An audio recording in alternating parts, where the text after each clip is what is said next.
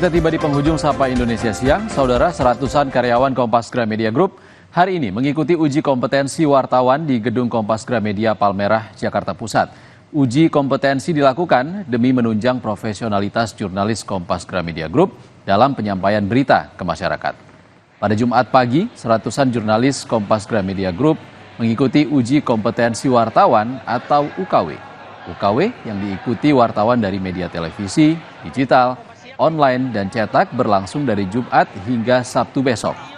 UKW bertujuan memaksimalkan kinerja jurnalis yang sesuai dengan kode etik jurnalistik dan pedoman perilaku penyiaran standar program siaran atau P3SPS yang dilindungi Undang-Undang Pers.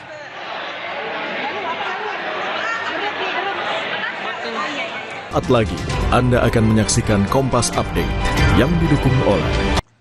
Saatnya perbarui informasi Anda di Kompas Update. Saudara, polisi menetapkan 1 orang tersangka kasus peredaran oli palsu di Lampung. Polisi juga menyita ribuan botol oli palsu yang telah siap untuk diedarkan. 1 orang tersangka, HT, ditetapkan sebagai tersangka pembuat dan pengedar oli palsu di Lampung. Polisi menyita barang bukti berupa oli palsu yang siap dijual, mesin pembuat merek oli, drum penyimpanan oli bekas, dan 3 unit mobil yang digunakan untuk membawa oli palsu.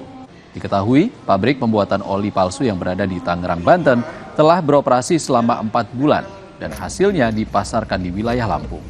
Penemuan oli palsu ini berawal dari penemuan sebuah truk bermuatan oli yang siap didistribusikan ke wilayah Bandar Lampung oleh kepolisian. Dari hasil pemeriksaan, oli yang ada di dalam truk merupakan oli bekas yang telah dikemas menjadi baru dan diberi label seolah-olah menjadi oli baru. Demikian Kompas Update, Saudara. Terima kasih. Sampai jumpa. Terima kasih Anda telah menyaksikan Kompas Update yang didukung oleh